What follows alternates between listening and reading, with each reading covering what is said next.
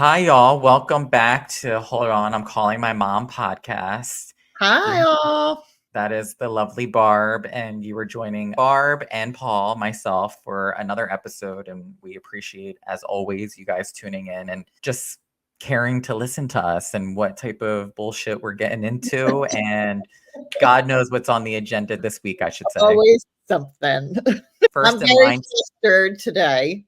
you're Well, very first I started my day because I was so excited. Pumpkin season at Starbucks. yes, basic bitch. Give her a round of applause. Yes. So I was very excited to run to Starbucks today and get She my was first pumpkin in line. cream cold brew.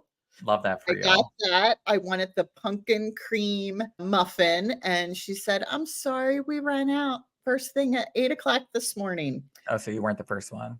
No, I didn't get there till like 11:30. I was gonna say, let's be real. Barb is not going to be getting there when sun's just No, coming up.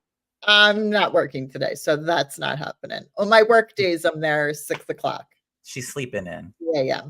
I'm sleeping in. So that was disappointing. But I still got my pumpkin cream cold brew. So I was excited about that. And it was delish. Hey, okay. Starbucks ad. Negative about today. I'm so frustrated. Last night I'm watching TV and my TV all of a sudden, literally, I could hear it, but I couldn't see it. It went black. I don't know what happened. I didn't touch any buttons. I didn't do anything. Brett tried to fix it. He's a little more techie than I am, obviously. Jordy even tried to call me today and walk me through it. Did he? He did. He said that he was going to. How He sweet. did. It was very sweet. And I just kept apologizing because I'm like, I'm sorry. Like, I know Why? he's at work because he's trying to tell me what to do. And I'm like, am I doing it right? I don't, like. His first thing was that your mom turned down the brightness on this. And I'm like, I don't even think my mom knows how to get to that option, to be I honest. know. And that's the first thing Brett said. You hit a button. I know you hit a button. I said, I did not hit a button. This is the same woman that when we just started this podcast was like, I can't see you. And I'm like, what do you mean? And all I see is like pitch black on the other end. And she had tape over top of her camera and was like, oh, so, we're working a long shot here of what the possibilities could have gone wrong. Correct. So everybody blamed me first. And then my son, you said, hit the reset button. Because I Googled it and that's what it said to do. No. We ran out of options. Because at least I could hear the TV. I couldn't see anything. I couldn't change the channel, but at least I had something in the background to listen to. So because I know my son always goes to Google to see what he can do to fix it.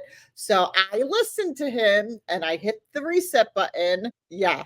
Smirk there because should have never hit the reset because I can't see the TV to go through the props now to reset the TV. Listen, it sounded good in theory. The Geek Squad can only do so much. And this is no, hold on. This is I can't even get until September 5th and it's $125. I know I've said this multiple times. I'm like $125 for them just to come out to diagnose it. Everyone keeps streaming this podcast, please, so Barb can get the 125 for this Geek Squad, please, so I don't have to hear about it again. The point is 125 just to come out, just to tell me what's wrong with it. That's not the parts. That's not labor. That's nothing. And I can't wait till September 5th. How am I supposed to watch my shows? Yeah, we know you. You're like that. She's a TV buff. Like she can't go without her TV. No, I need it in the background. Even if I'm not watching anything, I need something in the background. But because I hit the reset button, now I have a digital voice saying, pick your language. You have not picked your language. Please pick your language. You have not picked your language in that digital voice. So now I don't even have a channel. I'm pissed. He was trying to sit without me seeing. Here's how much I love him, though.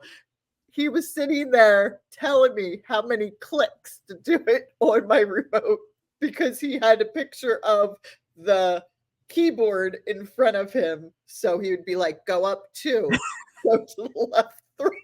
I love him. He was like, have your mom call me. And I was like, no. I was like, she's complaining that the TV's reset now. And he's like, all right, don't have her call me anymore then. And I was like, But then he said, we got to like a point and he said, all right, it wants you to enter your password. do you know your password? No, I don't know those. Like once you set it up, like you just set it up. So I went to my little book. Yes, I have a little book of passwords. Stop. Paul just rolled his eyes if no one can see that. Because that's as bad as when you go to the bank to still pay your car payments. That's paying it online. So we're not even going to get. I go to the bank to get the money out to go to the other bank to pay my car payment. Okay, hold on. Set that up one more time for people who don't understand that. I go to a bank to get my money out of cash to go down the street to another bank that holds my car payment to pay them in person. Is anyone else saying what the fuck while they're listening to that? Because that's what I'm doing. I'm thinking, why? Pay it online, and you refuse. You will not do that. But I'm like, I'm not even getting into that right now. That's another old school ass thing that you need to part ways with. The writing of the passwords down in a book, like a phone book, and going to the bank to take out money to pay something else at another place. Crazy as hell. But go ahead, continue. So Jordy was putting me through each little letter to tell me.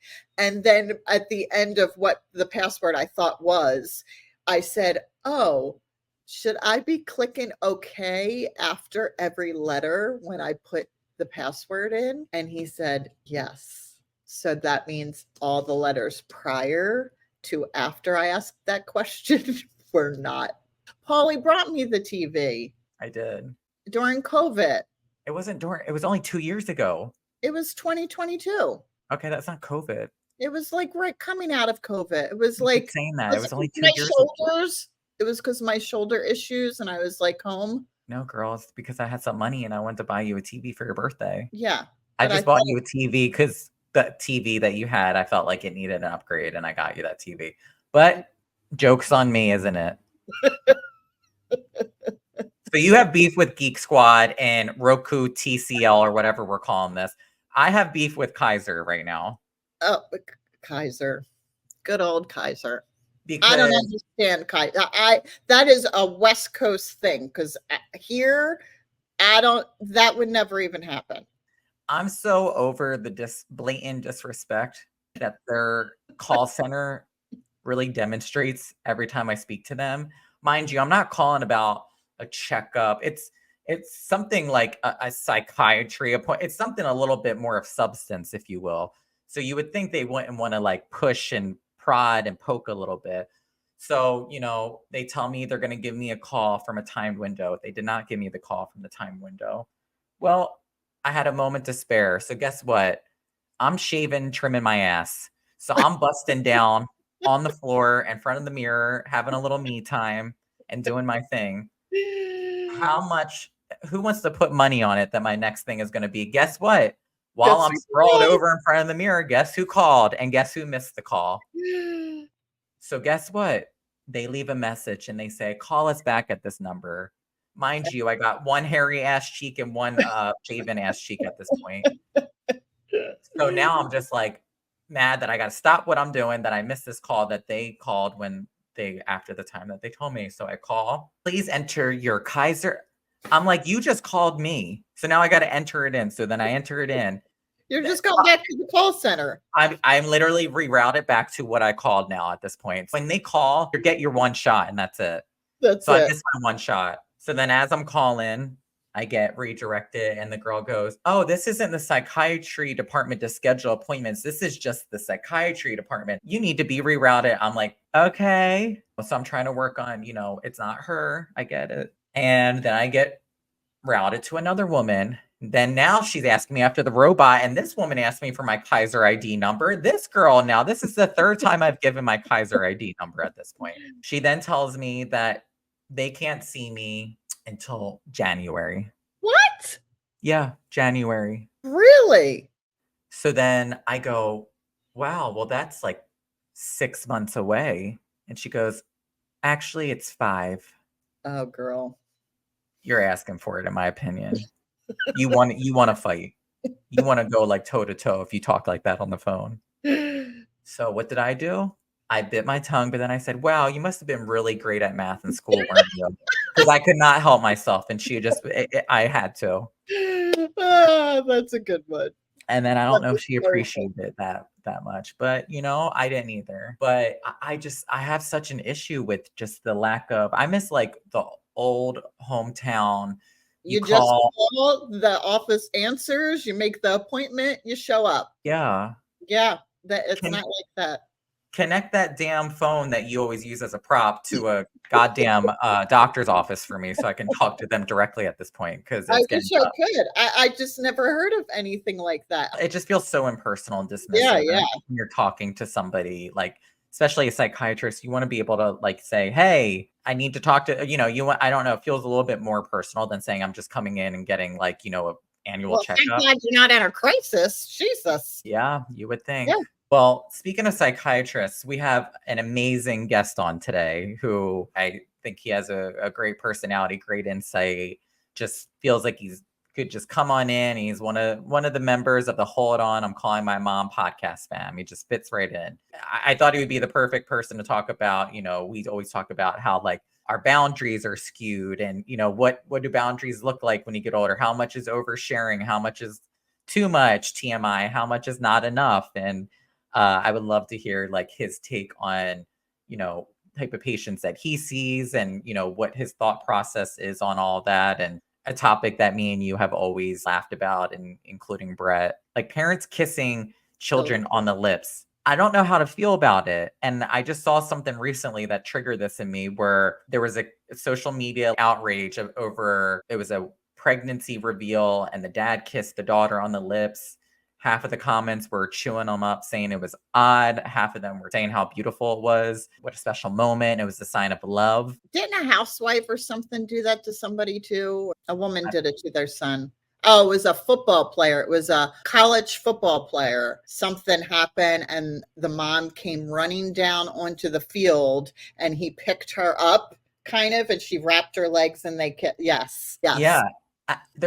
Anytime something like that where and it's been like this for so long, anytime a yeah, celebrity or a public figure posts being intimate, whether that's like a hug that lingers or a kiss, yeah, it's like people always either misconstrue or they dissect it a lot. So I've always thought it was a kind of interesting topic given like, when we were kids, like your dad, is very much like, pucker. It's like it feels very like, okay, we're getting ready for this. And brace your like feels like you're on a roller coaster ride and you're like getting buckled in, ready to go in, and what's happening. I always thought that was a little not my cup of tea in my personal journey. yeah. I'm a more like cutesy girl where it's like, do a little one of those, but I don't shade people. Like I do No, find no, it yeah, yeah. To each their own. I view it as definitely a sign of love, and I think it's endearing that that's somebody's way of showing affection. And certain people aren't huggers, and maybe they are a kisser, or maybe they don't kiss and they hug. I don't know, but like that's how somebody's brought up culturally, just even in their own household. So I always thought it was an interesting topic to really dissect. Like, are people looking too much into this? Where do we draw the line? What are the fine lines? So yeah, as close as we are, this is one place that we draw a boundary. Is bitch, don't kiss me on the lips. And we're going to trickle little other topics in there too. Yeah, about wanting to know just more about who we are as a family, our Boundaries. what are blurred boundaries. That's a Yeah, that's a hot topic that I think that not only we can take away something, but somebody else who's like, maybe I'm we're teetering fine. a line. We're fine. Well, I guess we'll find out after the end of this episode, right? So, yes, let's get to it. Let's welcome Dr. Sultan. On today's episode, we have board certified adult and child psychiatrist. Also, something that I was like, I have to know. I saw that you were professor at clinical psychiatry at Columbia University, where I was like, that is such a flex. So I had to throw that in there. Yeah. Welcome to the podcast, Dr. Ryan Sultan. Did you say it's such a flex? Yeah, that is a flex. Is that a term referencing like muscle flexing? No, that's like I shit on bitches. Like I got a Columbia like behind me. Like Oh wow. Okay. So this is Yeah, my like you could. flex. This is my That is flex. absolutely your flex. Absolutely. I was like, that's not like a subtle like, Like hey, that's I'm when at they drop the mic kind of thing. yes. Oh Yes. wow. I mean, there's a lot of flattery that we're starting off with. This is great. You guys can bring me back whenever you want. Keep that in your back pocket if you're ever feeling down. You can say, I got the biggest flex for you. I am a professor at Columbia University. So what I do outside of being my flex at Columbia University is I have a private clinic that I developed here in New York. And we are child and adult psychiatric providers, therapists, and we specialize in, I'd say, two different models. One of them is thinking about treatment and the concept of working with someone through psychiatry in like a family oriented way. I try to think of like it from a system oriented way because us as individuals are more complicated than that. And then on the other end, we have an integrative approach where we think a lot about, how can we think about how to biologically help you, what kind of skills or training would be useful, what kind of lifestyle changes might be useful. And because the goal is to get someone's mental health to the best place it can be. And we know that your mental health is created from a lot of different things. And so why would we not want to tinker with a lot of different things to get you kind of to the best place? Oh, that's wonderful. I love that. That's Yeah. amazing. I think that's a great thing, especially for young children to have access to do that too. And families and children being able to have open conversations, I think is like Yeah. what we're doing today, essentially, right? A little therapy session. I did want to talk to you about parents kissing children on the lips because I actually read one of your articles and I thought that was interesting. What was interesting about it to you? Why was it striking to you? How did it resonate with you? I always thought as a kid, like that was never my personal preference of it. I don't know. It just never felt right to me. Like it kind of just felt odd. I think there was a phase where like we did it. I'm very much like one of these now, like always, like, the little side kisses when, we leave or whatever. Which is still more intimate than a lot of people have, by the way. Yeah. Some people don't do that at all. My mom's dad, they grew up where me and my brother, like we would laugh about it as kids because we'd like pretend like kind of mocking a little bit, but like taking someone's face and we'd be like putting our lips up because it was always such a production when he was like saying bye to my mom that it was like he wanted you to know like he wants to kiss you on the lips to say goodbye. Like you're not walking out of this house unless you're getting kissed on the lips. And me and my brother would be like, what the fuck? Like, why is this always like a thing? Like just kiss or hug. Like it's fine. I don't know. So I think maybe that also put an impact on how I perceive it. But I found your article interesting because I do agree that it sounded like you kind of found that it was normal to do that in terms of like embracing or saying goodbye and those particular situations. Where is your dad from? Southwest Philadelphia. Interesting. And what is your family's background? French, German. And is he like the outlier that did this, or this was like a cultural thing that existed in your family? No, just him. It was just a thing he did. Yeah. So that must have that makes it feel, I would imagine, like a little more weird because it's not like he's continuing something that felt normalized to you that his parents did or aunts and uncles or siblings. It felt like a thing that he wanted to do. Was it his way of just showing more affection because family dynamics and stuff? He has a lot of guilt. So do you think that was his way of just showing a little bit more affection? I think that's certainly a very plausible hypothesis that you have, right? I can think of a lot of reasons why he might have done that. It certainly exists culturally, right? I remember Spanish class in like 6th grade, and we were learning like the beginning of like culture or whatever and so they were talking about like in European, Italian, Spanish, like Spaniard culture, like the idea that men would kiss each other on the lips. But it's not just it's not a homosexual thing. It's actually not a sexual thing. It's not perceived as sexual. I think one of the reasons we struggle with physical affection in the United States is that we are, not everyone, but certainly segments of it are like low physical affection culture. Certainly in a public manner, it is even frowned upon, I think, in many situations. To me, I also think of it as like so an extension of that is like when you do have physical affection between people, like what level of intimate is it with nodding, being at each other, maybe being the lowest level, like the bro nod, like walking by someone, through handshakes up to hugs and kisses, right? There was just something not too long ago with like Tom Brady where he caused like a stir because he kissed his son. Like, I think it was like multiple times and it lingered a little bit. And then, people kind of took that and were like, like, where's that fine line? I think that the Tom Brady thing is interesting. I don't remember all the details of it. I do remember it happening. And do you have a sense of what at least they said their concern was about it? Because I think it's what's their concern and maybe what's also their concern that they're not saying, right? I think it was because he was older, right? Wasn't he like an older, like in the teens?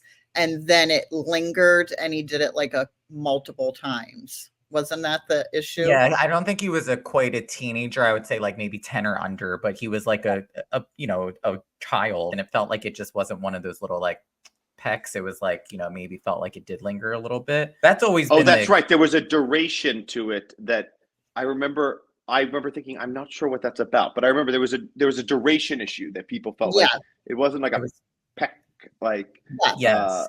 Agreed to it. Isn't he was married to Giselle. And she's European, right? Yes. Well, she is. I don't know exactly where she's from. Your mother is supporting my European cultural hypothesis with her statement. Thank you for supporting that. Right. We're giving Tom Brady some cover with the European cultural affection is more appropriate hypothesis. I'm not saying we're passive, but we're like giving him some cover. So, but the other thing that you implied on, so duration, I think, is one thing. The other thing you were suggesting was that it was developmentally or age inappropriate. Is that fair? Is that what you guys are saying? I thought he was more of a teenager. Yeah, I believe that he was like 10. So preteen. I mean, that's another hard one that I think is largely culturally linked. Like when that stops being appropriate. And I also wonder, because it varies so much from cultures, I just wonder, like, what is it about American culture, I think, that is more sensitive about it?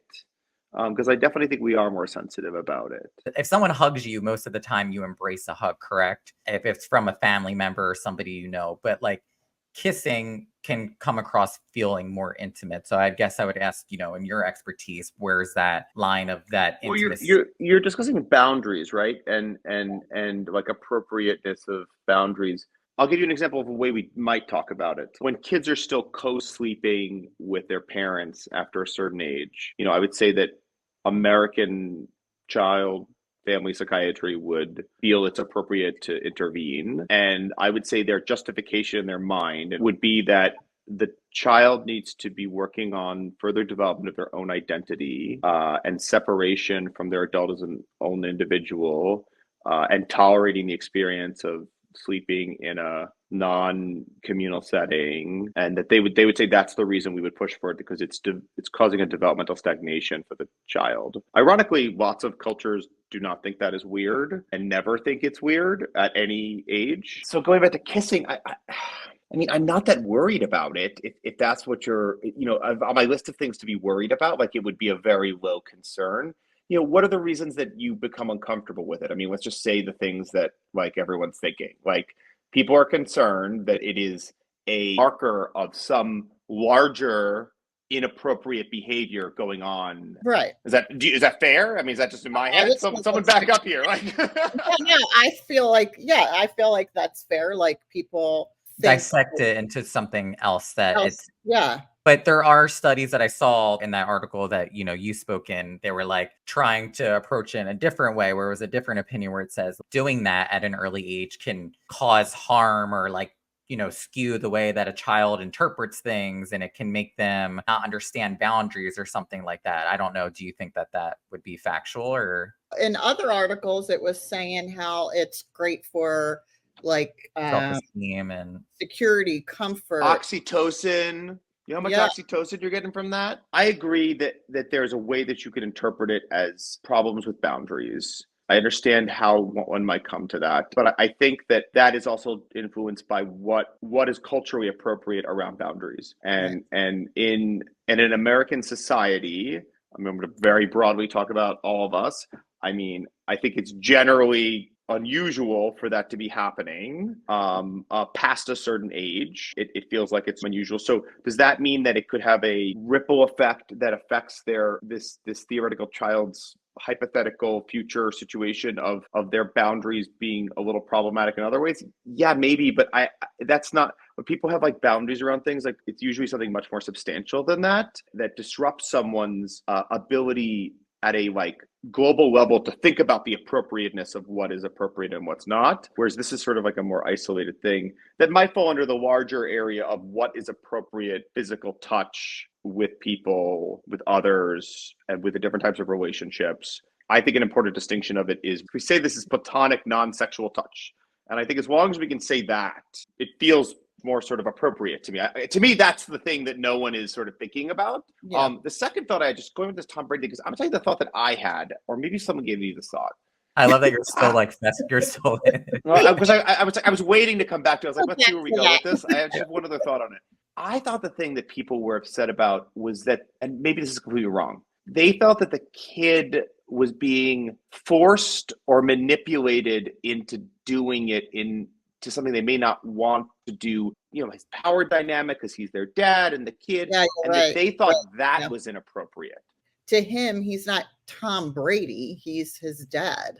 So I don't think he looks at him as like... No, but that's what a dad, right? You look at a dad as an authoritative figure. As a little kid, if they tell you to do something, you're going to do it because they're telling you, they're in a position of power. Yeah, that's true. He's not viewing his dad as Tom Brady. No, he's looking at him as just his dad, but still to a 10-year-old, I would assume that your elder dad that tells you to do it, you're going to do it. Mm-hmm. Yeah, but it could be normal to him because it's done all the time. Like if it's done in a family all the time like that, to them, isn't it normalized in their family versus other people looking in and seeing it? In regards to like the boundaries that you're talking about between a family, a parent, and an adult, what are things that you notice between, I guess, a mom and a son that showcase unhealthy lack of boundaries from like an early age that has progressed into adulthood? Maybe a funny topic for us because I mean, we really have like no hold barred, like, I could have like, we don't. It's really a lot of TMI. There is no boundaries and it's kind of always progressed, but it's gotten,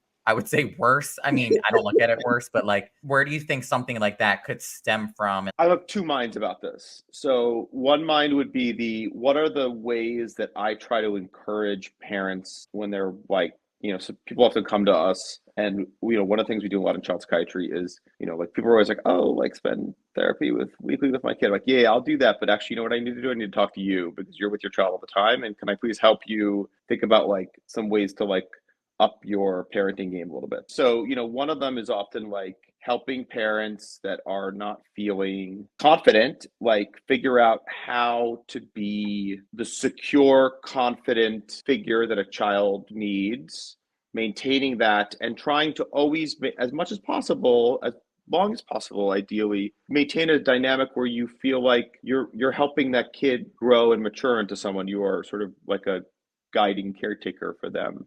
And obviously there's going to be limits, right? And there'll be things that your child will do that will eventually excel you. My dad said to me one time, there's no greater feeling, Ryan, than watching your children go past where you were. So, it'll eventually happen, right? But like, trying to maintain that dynamic.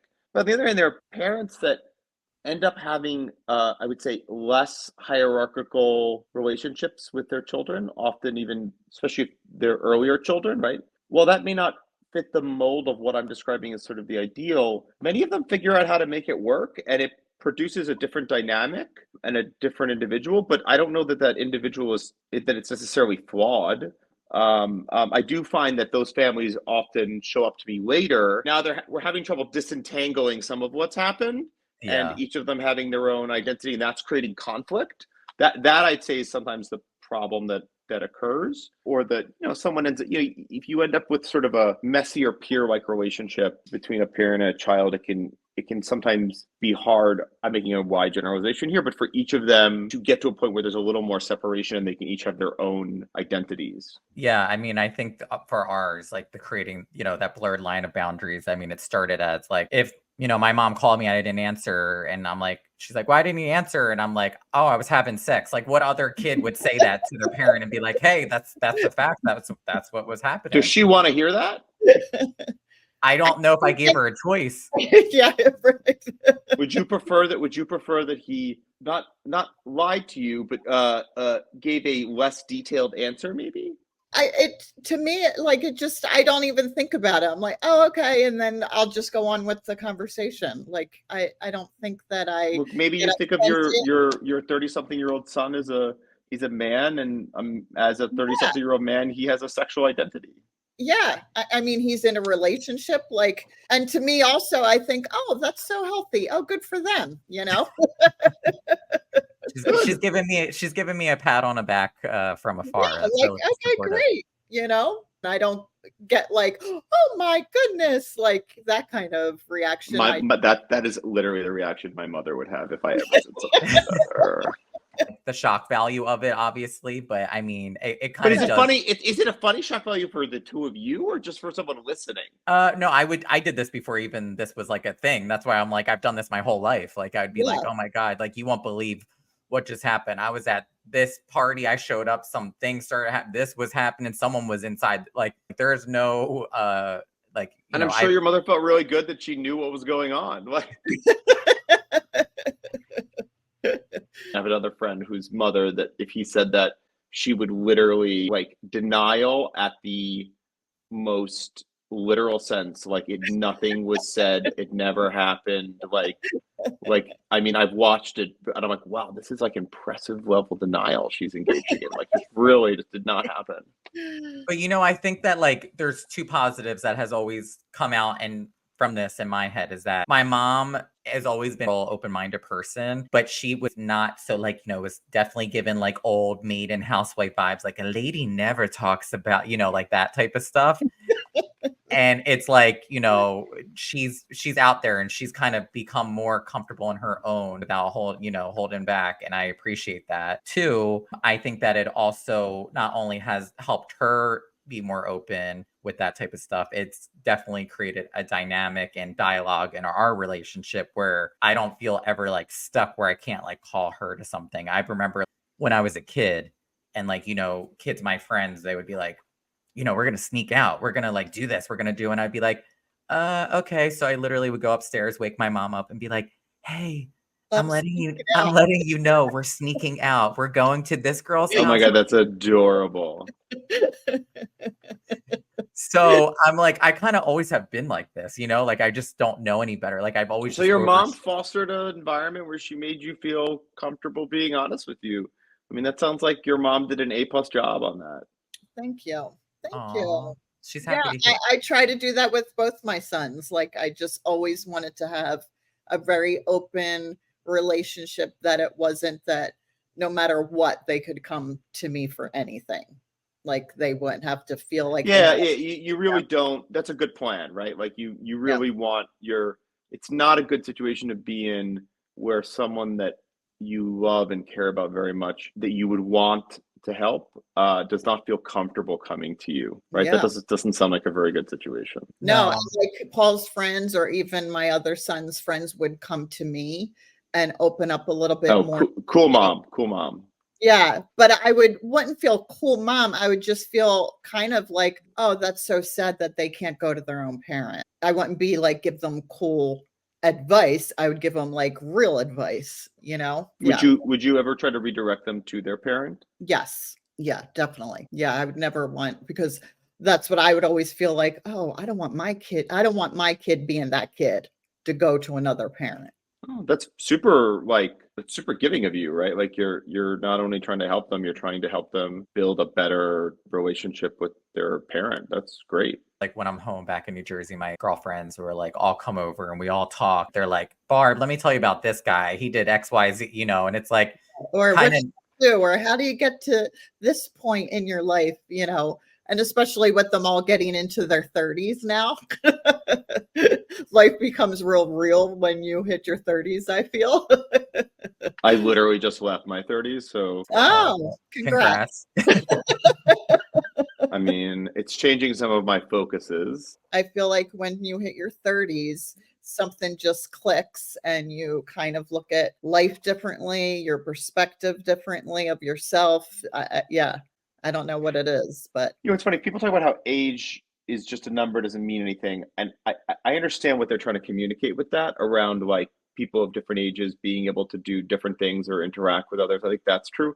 But I think that that's not, what's not true is it's not just a number. It does not have no meaning.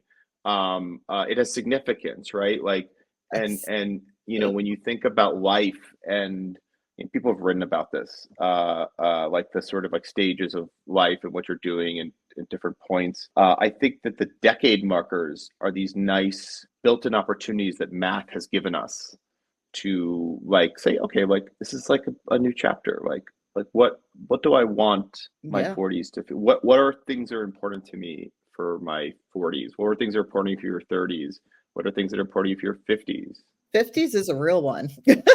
Oh, I would imagine. And what I've been told is each decade goes faster, right? Like absolutely.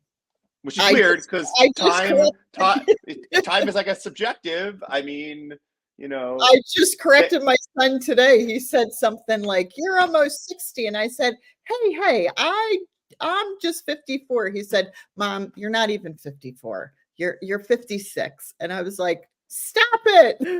She's the one that has a hard time with I have a very hard time with the number. Yeah. I was gonna say, you want to know about the boundaries me and Barb that's one that I could never cross. That's the boundary, talking about age.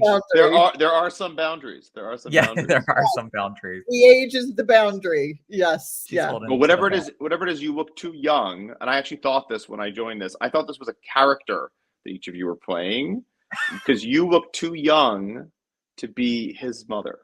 Well, thank you. Oh, say I love you. Say that's he's an honorary welcome guest. Always come back whenever he wants to. Got you. That's all you got to say to my mom. She's the happiest person in the world. And I'm the happiest person. But thank you so much for coming on. We really appreciate it. Thank you.